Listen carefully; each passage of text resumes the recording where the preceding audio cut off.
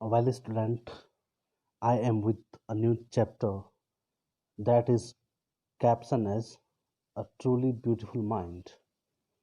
एक सच्चा सुंदर मस्तिष्क. Who has a truly beautiful mind? This is a real story on the life of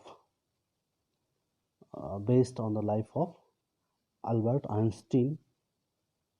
He is considered as the greatest scientist all over the world.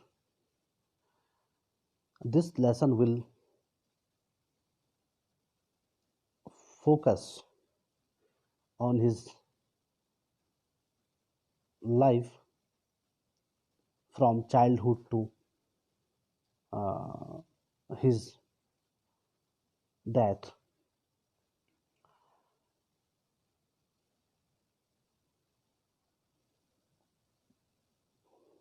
Let's get started. Albert Einstein. Einstein को हम दो तरह से pronounce करते हैं. It is pronounced as Einstein as well as Einstein. Both are correct. Albert Einstein was born on 14th March 1879 in the German city of Ulm, without any indication that he was destined for greatness. Albert Einstein का जन्म 14 मार्च 1879 को German के एक शहर जिसका नाम उल्म था वहाँ हुआ था. विदाउट एनी इंडिकेशन, बिना किसी संकेत के, that he was destined for greatness, ऐसा कोई संकेत नहीं था जो उस समय ये कह सकता था कि आइंस्टाइन के भाग्य में महानता लिखी हुई है.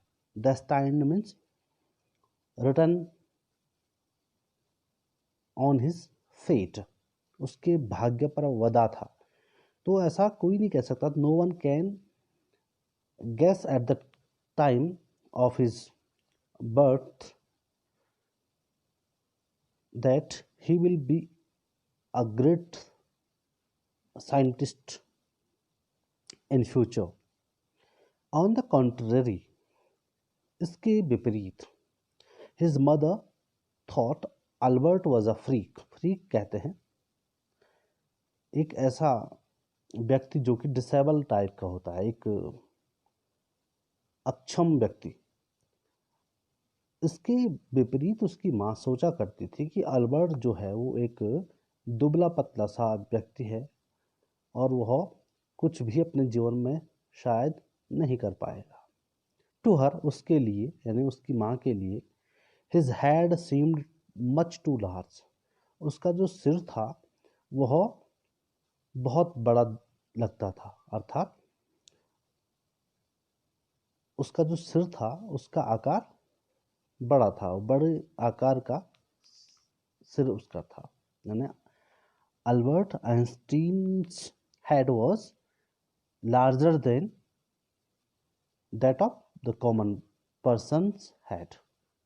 At the age of 2.5, Einstein still wasn't talking. 2.5 means 2.5 वर्ष.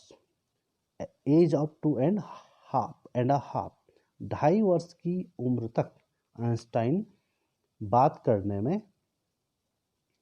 सक्षम नहीं था. When he finally did learn to speak, जब उसने अंततः बोलना सीखा, he uttered everything twice. पहले तो उसे 2.5 वर्ष तक वो बोल ही नहीं पाता था. He was not able to speak at the age of 2.5. When he finally did learn to speak, जब उसने बोलना सीखा तो तब भी वो क्या करता था? He uttered, वह बोला करता था everything twice, प्रत्येक चीज को 2 बार कहता था, अर्थात अगर कोई शब्द उसने कहना था तो 2 बार कहा करते थे।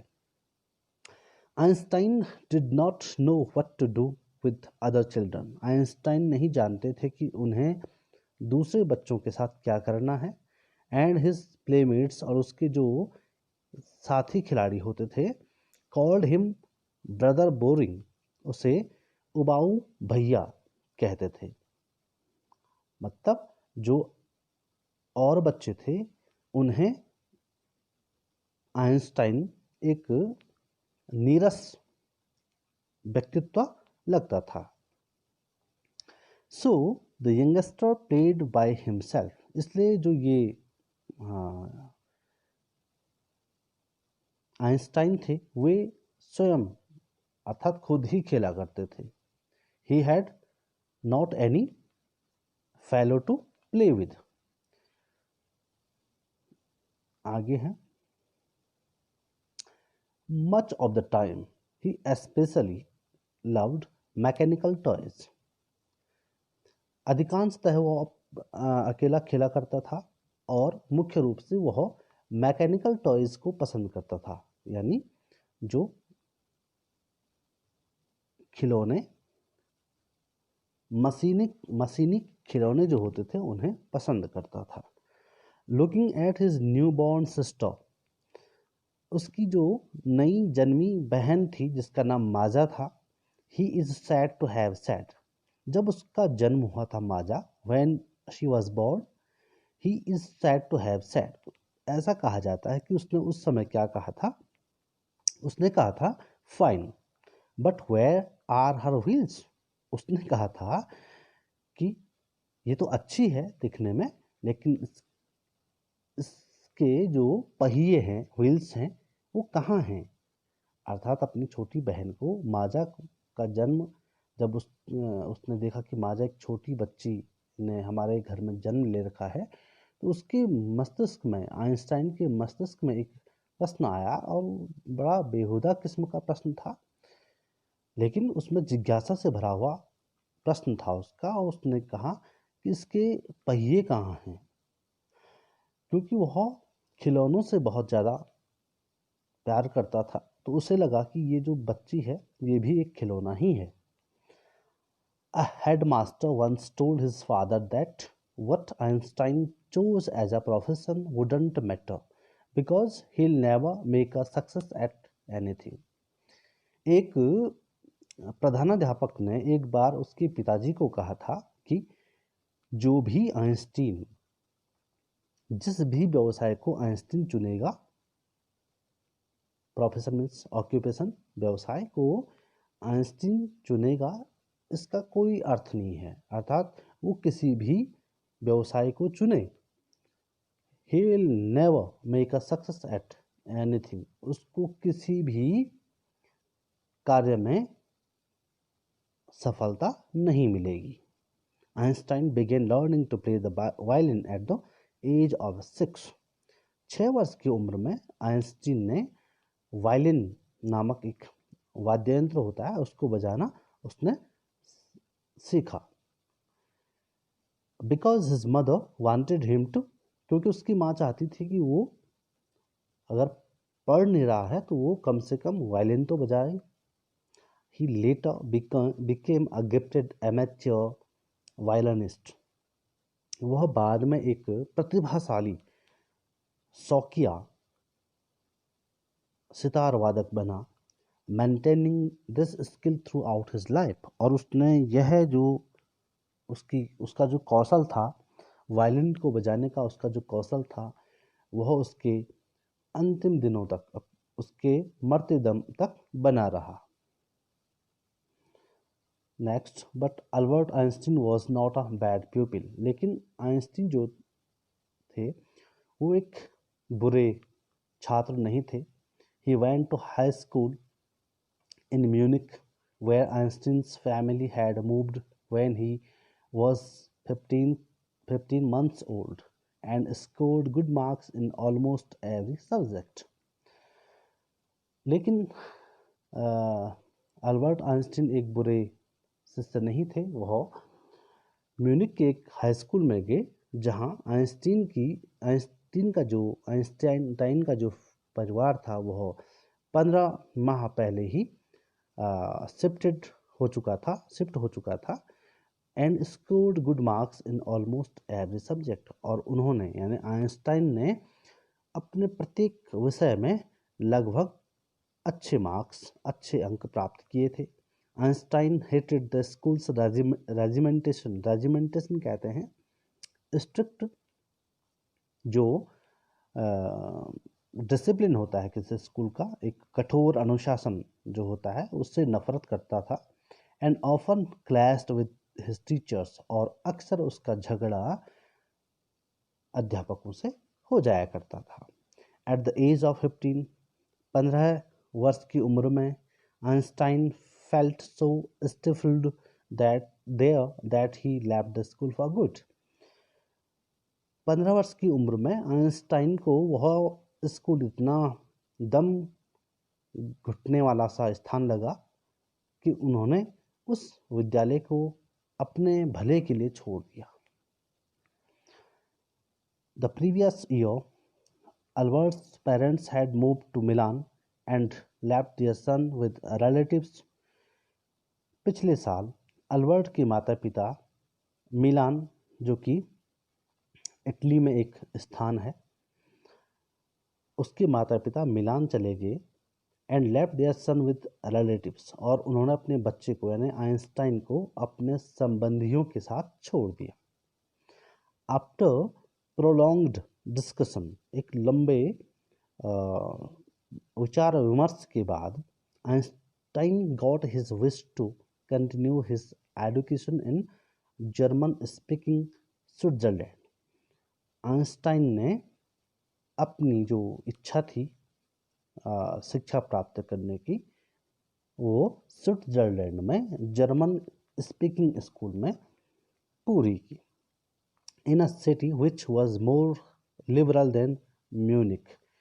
स्विट्जरलैंड में जब वह गए तो उन्हें यह जो स्थान था वह म्यूनिक से ज़्यादा अच्छा प्रतीत हुआ। आगे है, Einstein was highly gifted in mathematics and interested in physics, and after finishing school he decided to study at a university in Zurich.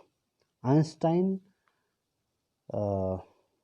गणित में और जो फिजिक्स यानी भौतिक शास्त्र में उनकी बहुत रुचि थी, और वह गणित में तो बहुत ज़्यादा प्रतिभाशाली छात्र थे, अर्थात गणित उनका बहुत ही अच्छा था, अच्छी command. He had a very good command over mathematics, and he is very fond of physics.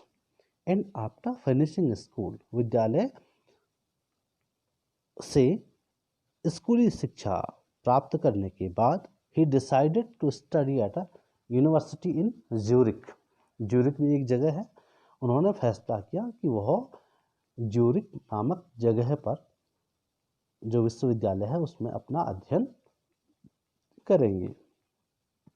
But science wasn't the only thing that appealed to the dashing young man with the walrus moustache.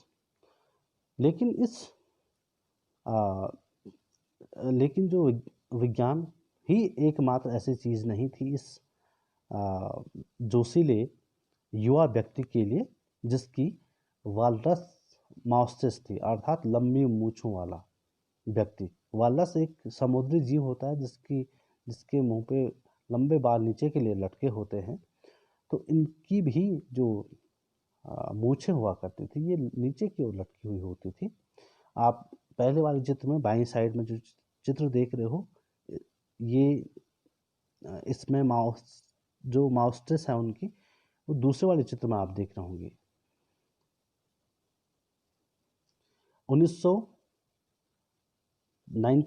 की जो तस्वीर है जब वो 21 वर्ष के थे, और जिसको अब हम आइंस्टाइन जो हम फोटो देखा करते हैं, वो अब ये फोटो ही उनकी ज़्यादा प्रचलित है, दाएं साइड की photo. He also felt a special interest in a fellow student, Mileva Merrick. Mileva Merrick is a girl whom he found to be a clever creature. उन्हें एक विशेष रुचि पैदा हुई एक अपने साथी विद्यार्थी के साथ, जिसका नाम था मिलेवा मैरिक, जिन्हें वो एक चतुर प्राणी मानते थे, अर्थात एक होशियार साथी मानते थे. This young serf had come to Switzerland because the university in Zurich was one of the few in Europe where women could get degrees. यह एक यानी मिलेवा जो मैरिक थी, मिलेवा मैरिक ये एक सर्बियन लड़की थी. सर्बिया एक देश है जो कि स्विट्जरलैंड आई हुई थी, इसी विश्वविद्यालय में जहाँ आइंस्टाइन ने भी सोचा था कि मैं यहाँ से बीएससी करूँगा, यानी हायर जो एजुकेशन है उसको प्राप्त करूँगा. Was one of the few in Europe. यह यूनिवर्सिटी यूरोप के कुछ ही यूनिवर्सिटी में से एक थी जहाँ स्त्री यानी महिला डिग्री प्राप्त कर सकती थी, अर्थात ये एक महिलाओं की शिक्षा का एक विश्वविद्यालय था. Einstein saw in her an ally against the Philistines. Einstein ने इनमें एक दोस्त को देखा जो कि असभ्य लोगों का विरोधी था, अर्थात आइंस्टाइन भी जो असभ्य लोग हुआ करते थे, उस असभ्य कौन थे उसको हम जरा आगे देखते हैं. तो ये भी एक ऐसी लड़की थी जो कि असभ्य लोगों से नफरत करती थी. फिलिस्टाइन्स कहते हैं एक ऐसे व्यक्ति को जो कला, साहित्य, विज्ञान, संगीत में रुचि नहीं रखता है, उसे हम असभ्य की संज्ञा, असभ्य उसे कहा जा सकता है. तो फिलिस्टाइन्स उसके लिए एक शब्द आता है. Those people in his family. और ये जो असभ्य लोग थे, अर्थात जो कला, संगीत, साहित्य में रुचि नहीं रखते थे, ये इनके परिवार में भी थे, अर्थात आइंस्टाइन के परिवार में भी ऐसे लोग थे. एंड एट द यूनिवर्सिटी, और उस विश्वविद्यालय में भी थे. With whom he was constantly at odds. जो विश्वविद्यालय में ऐसे लोग थे जो कि कला, साहित्य, संगीत में रुचि नहीं रखते थे, इन चीज़ों को वो बुरा मानते थे, उनके प्रति आइंस्टाइन हमेशा उनके व्यवहार से वो भिन्न व्यवहार वाले थे, अर्थात उनसे उनकी कभी नहीं बनी.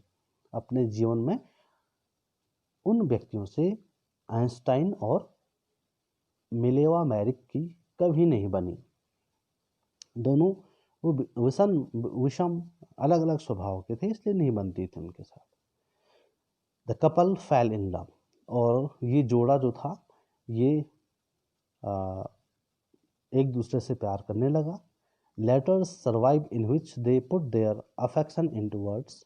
और इनका आपस में पत्र व्यवहार होने लगा, जिसमें ये अपने शब्दों में जो शब्द ये लिखते थे उसमें स्नेहमयी शब्दों का आदान प्रदान करते थे. उसमें ये साइंस विद टेंडरनेस, अर्थात विज्ञान से संबंधित बातें भी करते थे और साथ ही साथ इनका आपस का स्नेहमयी रिश्ता आगे बढ़ता गया.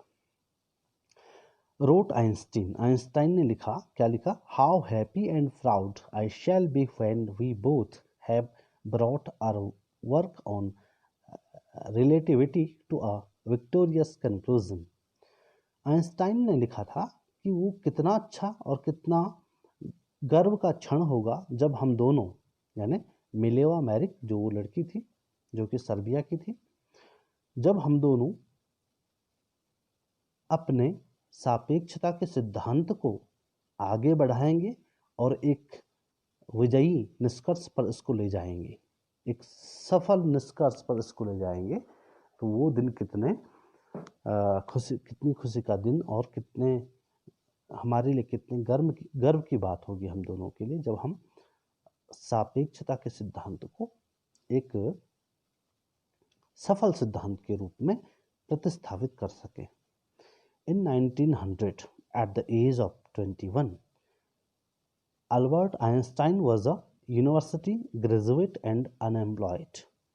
1900 में 21 वर्ष की उम्र में अल्बर्ट आइंस्टाइन एक विश्वविद्यालय का एक स्नातक उत्तीर्ण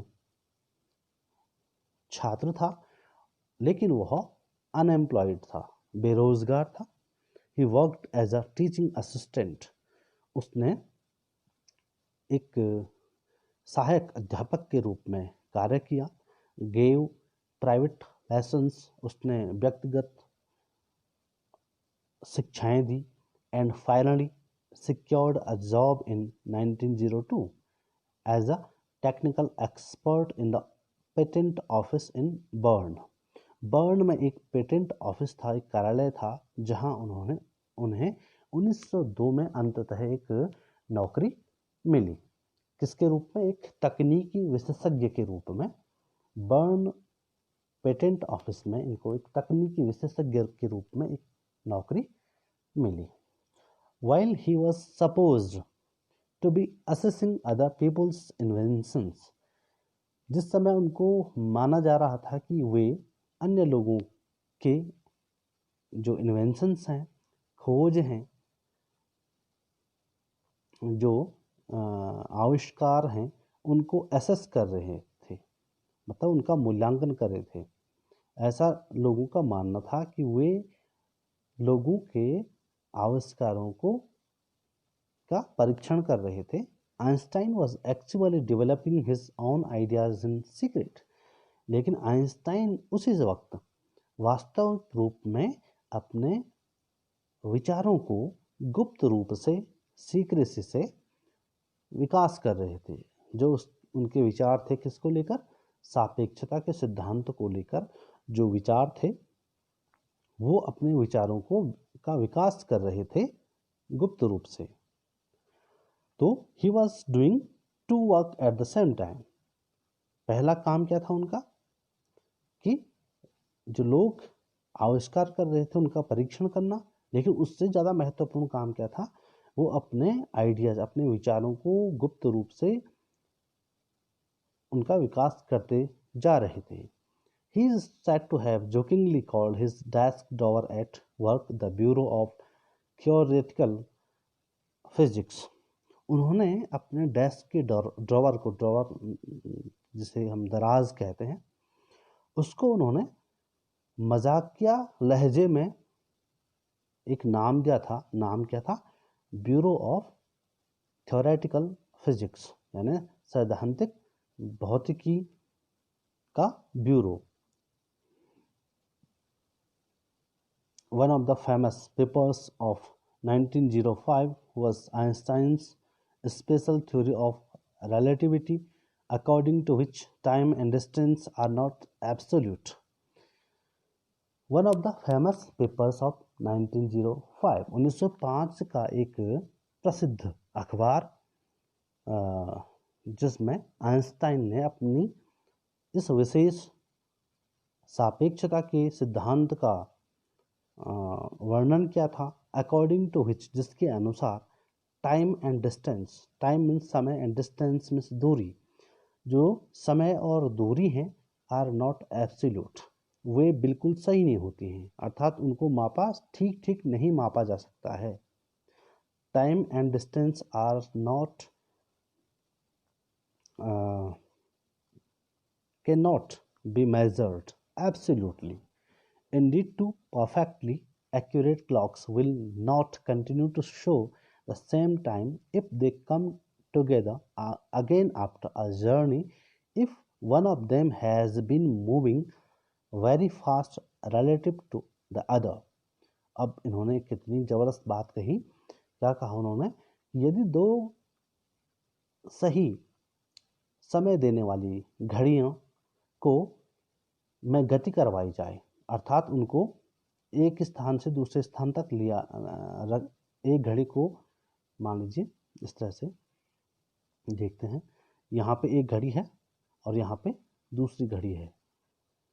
अब यहाँ पे ये फिक्स्ड है, अगर यहाँ पे ये जो घड़ियाँ हैं, ये जो घड़ियाँ हैं वो फिक्स्ड हैं तो वो सेम टाइम शो कर रही होगी। लेकिन अगर इनको रोटेट किया जाए, इनको घुमाया जाए आपस में, तो ये समय क्या करेंगी, अलग अलग समय दिखाएंगे। इनको अगर घुमाया जाए और फिर एक दूसरे के सामने रखा जाए तो एक घड़ी दूसरी घड़ी की तुलना में ज़्यादा तेज चल रही होगी। ये इन्होंने पहले उस पेपर में ये बात छपवाई थी। आगे हैं,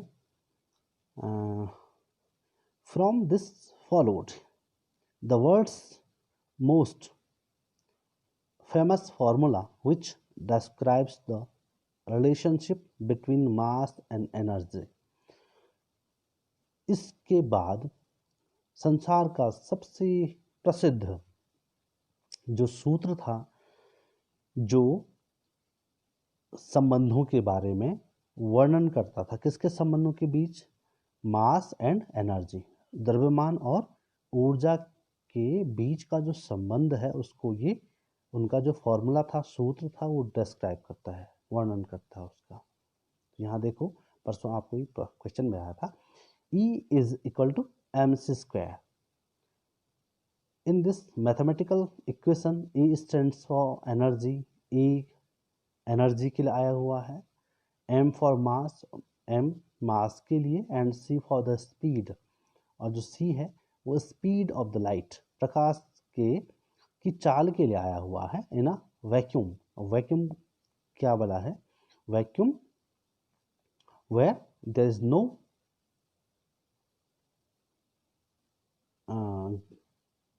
एयर इज फाउंड, जहाँ किसी भी प्रकार की कोई गैस या कोई हवा नहीं पाई जाती है, उसको वैक्यूम कहते हैं, अर्थात हिंदी में इसको निर्वात कहते हैं। अबाउट 3 लाख किलोमीटर्स पर सेकेंड। इसको इन्होंने इस सिद्धांत को उन्होंने एक साधारण शब्दों में क्या कहा, When you sit with a nice girl for 2 hours, it seems like 2 minutes। जब आप एक अच्छी लड़की के साथ 2 घंटे के लिए बैठते हो तो आपको ऐसा लगेगा कि अभी 2 ही मिनट हुए हैं, अर्थात समय बड़ा कम लगता है, बहुत कम समय लगता है, ऐसा लगता है कि हम अभी अभी बैठे हैं। When you sit on a hot stove, और जब आप एक गर्म स्टोव पर 2 मिनट के लिए बैठें, इट सीम्स लाइक 2 hours, और उस समय ऐसा प्रतीत होता है कि 2 मिनट नहीं 2 घंटा इसमें बैठे हुए हो गया है। That's relativity sorry. इसी को सापेक्षता का सिद्धांत अल्बर्ट आइंस्टीन ने कहा।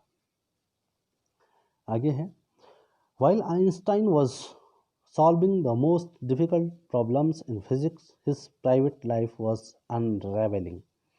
जब आइंस्टाइन सर्वाधिक कठिन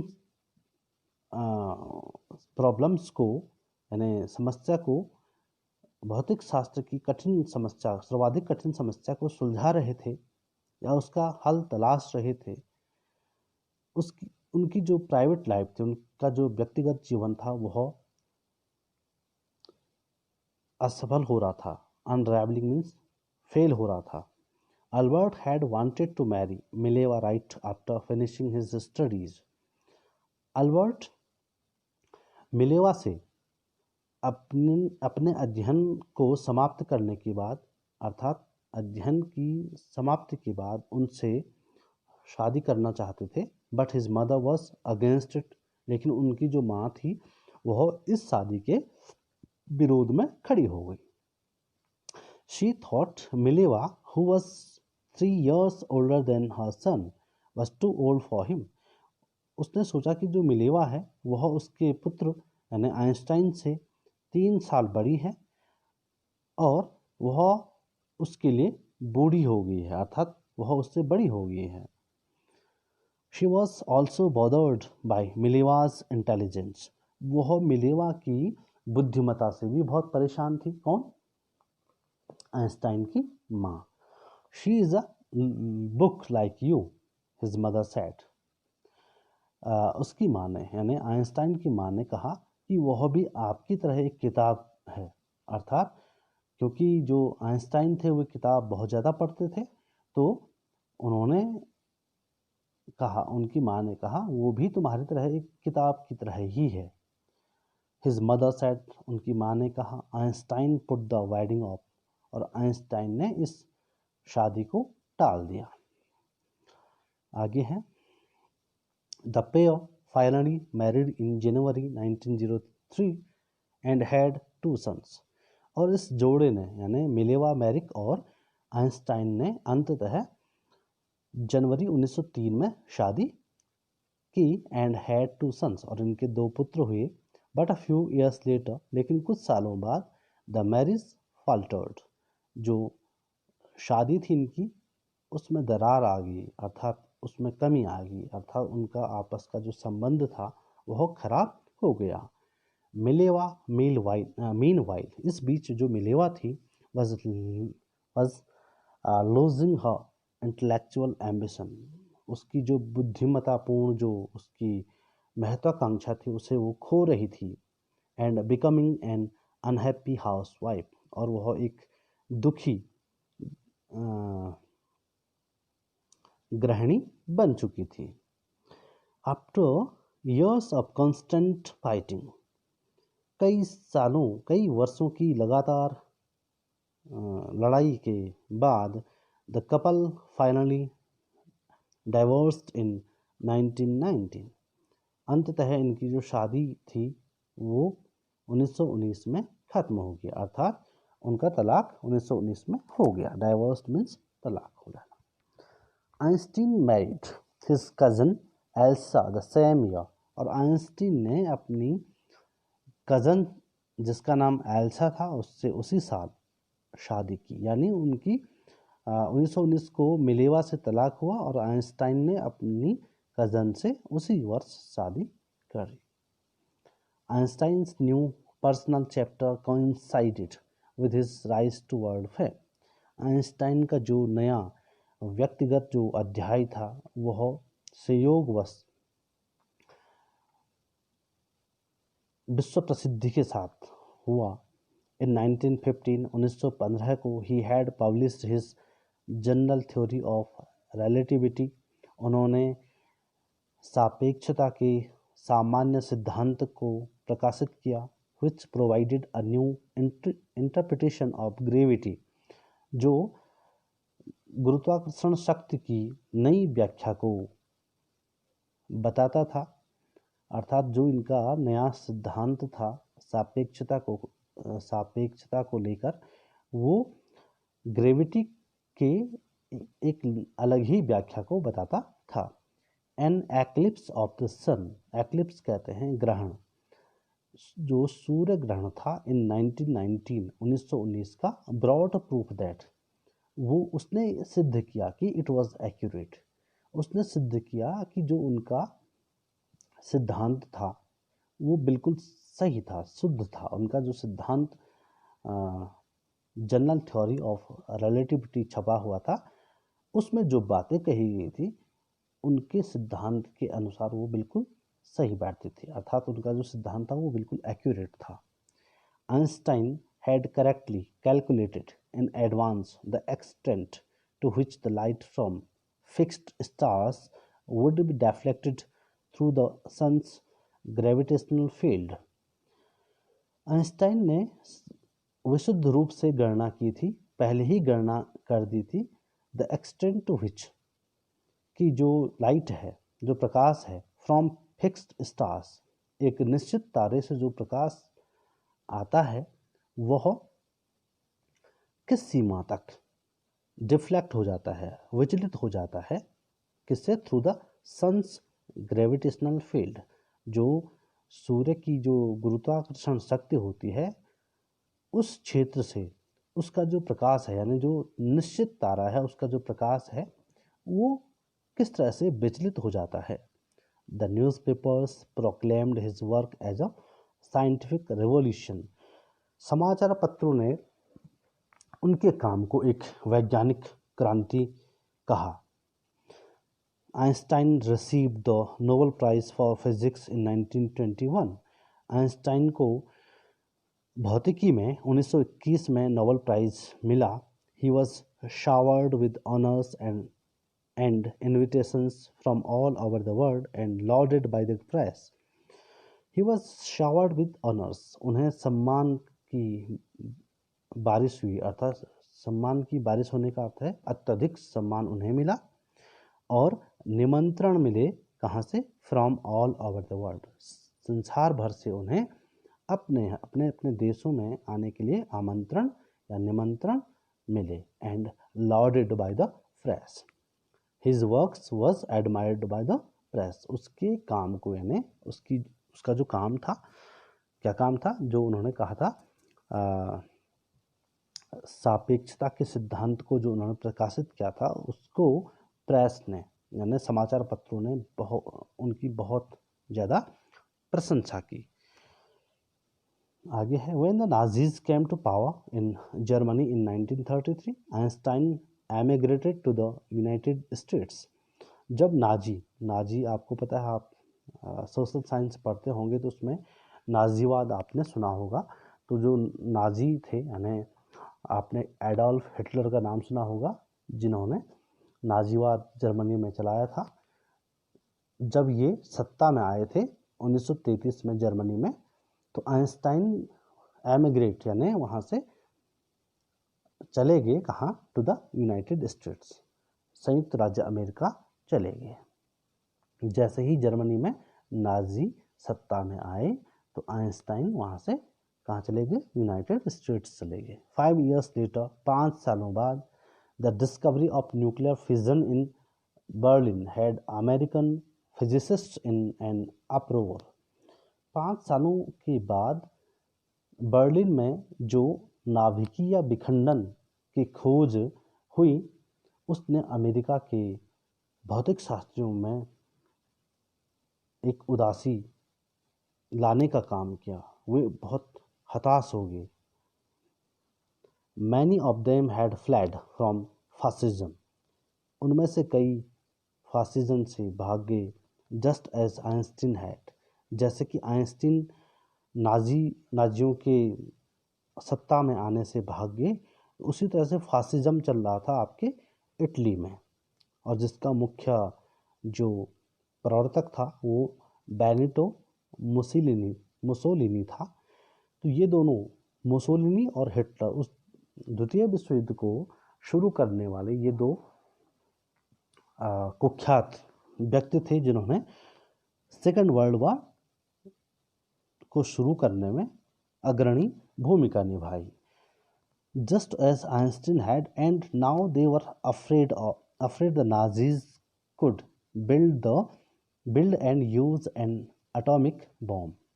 और इनको लग गया था कि जो ये डरे हुए थे कि नाजी कहीं परमाणु बॉम्ब को ना बना ले।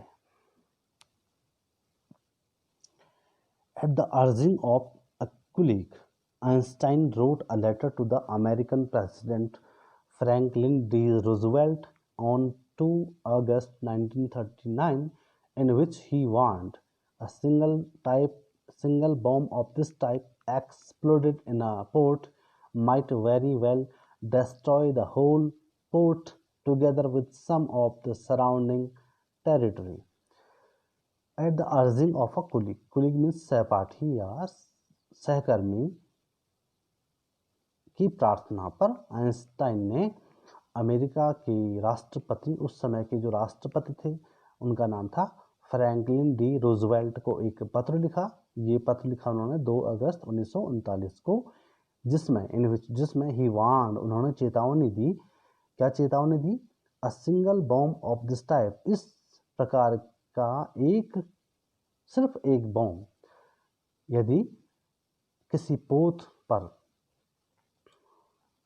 उस पर विस्फोट किया जाए, अगर होता है तो might very well destroy the whole port, ये बॉम्ब सारे जहाज को समाप्त कर देगा और इसके आसपास के क्षेत्र जो हैं, सराउंडिंग टेरिटरी हैं, वो भी नष्ट हो जाएंगे। इतना शक्तिशाली ये बॉम्ब होगा। His words did not fail to have an effect. उसके जो शब्द थे वे गलत साबित नहीं हुए, अर्थात वे सही साबित हुए। कब? The Americans developed the atomic bomb in a secret project of their own. American ने भी परमाणु बम को एक गुप्त परियोजना के तहत खुद बना दिया and dropped it on the Japanese cities of Hiroshima and Nagasaki in August 1945. और अमेरिका ने जापान के दो शहरों हिरोशिमा और नागासाकी में अगस्त 1945 को ये एटॉमिक बॉम्ब फेंक दिए। आगे है, Einstein was deeply shaken by the extent of the destruction. Einstein इस महाविनाश की सीमा से बहुत, जो महाविनाश इन दो शहरों पर हुआ था उससे बहुत ज़्यादा दुखी हुए। This time he wrote a public missive to the United Nations. इस समय उन्होंने सार्वजनिक मिसिव मीन्स मैसेज, एक मैसेज दिया किसको? यूनाइटेड नेशंस को, संयुक्त राष्ट्र को। इन इट, इसमें he proposed the formation of a world government. उन्होंने कहा कि क्यों ना एक वैश्विक सरकार को बनाया जाए। उस लेटर में उन्होंने कहा था, उस संदेश में उन्होंने कहा था कि संसार में एक ही सरकार की स्थापना होनी चाहिए ताकि बार बार इस तरह के विश्व युद्ध ना हो। Unlike the letter to Roosevelt, this one made no impact. जिस तरह से उन्होंने रूजवेल्ट को पत्र लिखा और उसका गलत इफेक्ट ये पड़ा कि पहले तो जर्मनी की राजधानी बर्लिन में जो वैज्ञानिक थे वे नाभिकीय विखंडन उन्होंने खोज लिया था कि कैसे नाभिकीय विखंडन किया जाता है। जैसे उन्होंने रूजवेल्ट को पत्र लिखा उसके 6 साल बाद उन्होंने बॉम्ब भी बना लिया और ये कहाँ फेंक दिया? जापान के 2 शहरों में फेंक दिया, जिससे बहुत बड़ी मात्रा में तबाही हुई थी।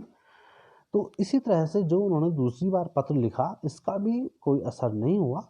But over the next decade, लेकिन अगले दशक Einstein got ever more involved in politics.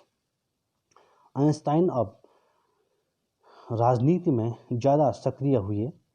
Agitating for an end to the arms build up and using his popularity to campaign for peace and democracy. Agitating for an end, उन्होंने एक आंदोलन किया ताकि विश्व में जो नरसंहारक जो हथियार बनाए जा रहे थे उनकी अंत की कामना इन्होंने की और एक ऐसा मूवमेंट चलाया कि जो विश्व में इतने खतरनाक हथियार बनाए जा रहे थे उनको समाप्त किया जाए। उसके लिए इन्होंने आंदोलन किया और उनकी जो लोकप्रियता थी, पॉपुलैरिटी उनकी जो थी, उन्होंने जो अभियान चलाया था शांति और लोकतंत्र के लिए वो प्रसिद्ध तो हुआ, लेकिन अगर कहा जाए तो उन्होंने बातें तो रखी लेकिन उनकी बातों को ज़्यादा तवज्जो अगर देखा जाए तो नहीं मिली। When आइंस्टाइन डाइड इन 1955, जब आइंस्टाइन 1955 में 76 वर्ष की उम्र में उनका देहावसान हुआ। He was celebrated as a visionary and world citizen as much as a scientific genius. 76 वर्ष की उम्र में 1955 में जब आइंस्टाइन का देहावसान हुआ तो उनको एक दूरदृष्टा यानी दूरदृष्टि रखने वाले चिंतक के रूप में और एक वैश्विक नागरिक के रूप में पहचाना गया या उन्हें मान्यता मिली।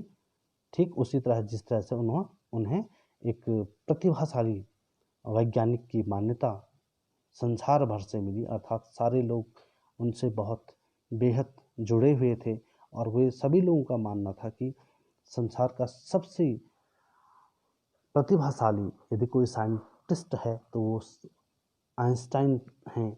लेकिन उन्हें बाद में एक दूरदृष्टि वाला चिंतक और वैश्विक नागरिक भी माना गया, क्योंकि वे विश्व में शांति स्थापित करने के लिए अपनी ओर से उन्होंने भरसक प्रयत्न किया।